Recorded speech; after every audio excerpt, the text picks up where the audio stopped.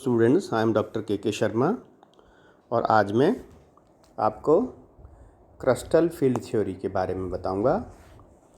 पिछले सेशन में हमने इलेक्ट्रॉनिक डिस्ट्रीब्यूशन के बारे में पढ़ा था कि डी ऑर्बिटल्स में जो इलेक्ट्रॉनों का वितरण है वो किस आधार पर होगा और उसी के आधार पर हम मैग्नेटिक प्रॉपर्टीज़ को, कॉम्प्लेक्सेस की मैग्नेटिक प्रॉपर्टी, संकुलों की चुंबकीय गुणधर्मों को समझेंगे।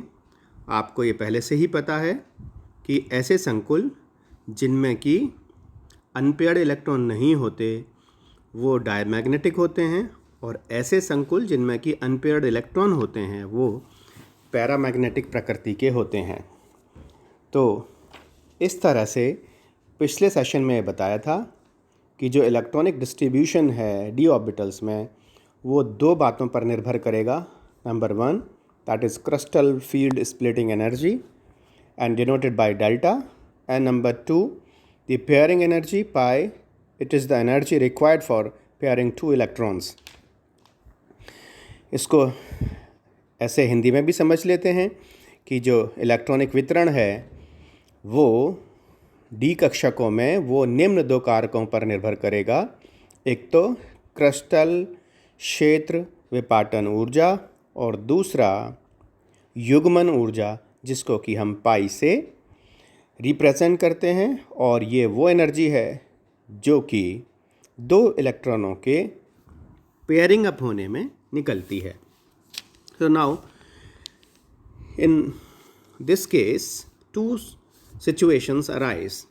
Number one, when pi is less than delta, अर्थात जो युग्मन ऊर्जा का मान है या पेयरिंग एनर्जी का मान है वो क्रिस्टल फील्ड स्प्लिटिंग एनर्जी के मान से कम है, और दूसरे केस में जब पाई इज़ ग्रेटर देन डेल्टा, अर्थात युग्मन ऊर्जा का मान crystal field splitting energy delta के मान से ज़्यादा है। जैसा कि आपको इस स्लाइड में इस कंटेंट में दिख रहा है कि जब पहले केस में पाई इज़ लेस देन डेल्टा है, अर्थात युग्मन ऊर्जा का मान कम है विपाटन ऊर्जा से, तो इलेक्ट्रॉन युग्मित होना प्रेफर करते हैं। मतलब इलेक्ट्रॉन अयुग्मित ना होकर युग्मित हो जाते हैं, जैसा कि कोबाल्ट के अमोनिया के साथ कॉम्प्लेक्स में आपको दिख रहा है। यहाँ 6 के 6 इलेक्ट्रॉन T2G कक्षकों में जाते हैं और सारे के सारे इलेक्ट्रॉन युग्मित होते हैं, पेयरिंग हो जाती है, क्योंकि जो पेयरिंग एनर्जी का मान है वो कम है, युग्मन ऊर्जा का मान कम है। और इस प्रकार से जब पाई इज़ लेस देन डेल्टा है तो लो स्पिन या स्पिन पेयर्ड कॉम्प्लेक्स बनेंगे, निम्न चक्रण वाले जो संकुल हैं वो बनेंगे।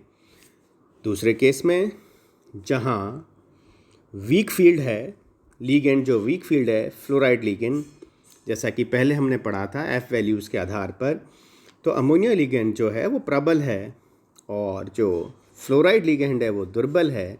तो ammonia ligand it will force two electron to pair up and the fluoride will not force the electrons to pair up.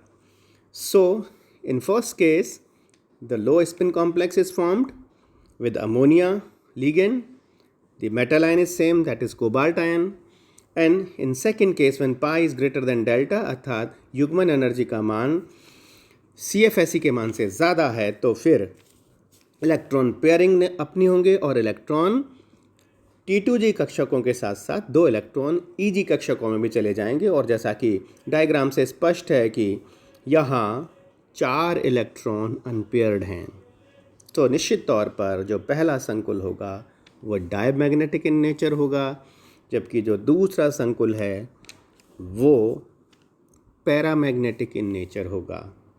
ये भी बिल्कुल क्लियर है कि जो पहले वाला कॉम्प्लेक्स है जिसमें पाई इज़ लेस देन डेल्टा है वो लो स्पिन या स्पिन पेयर्ड होगा, जबकि दूसरे वाला कॉम्प्लेक्स है जो कि फ्लोराइड आयन से बना है वो स्पिन फ्री होगा, हाई स्पिन होगा और इस तरह से हम दोनों संकुलों के डायमैग्नेटिक और पैरामैग्नेटिक प्रॉपर्टीज़ और कितने उसमें अयुग्मित इलेक्ट्रॉन हैं इसको इस पाई और डेल्टा अर्थात युग्मन ऊर्जा और CFSE ऊर्जा से समझ सकते हैं।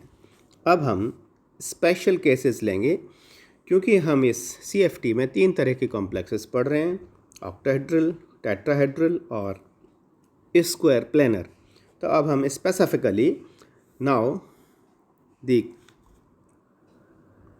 case will discuss.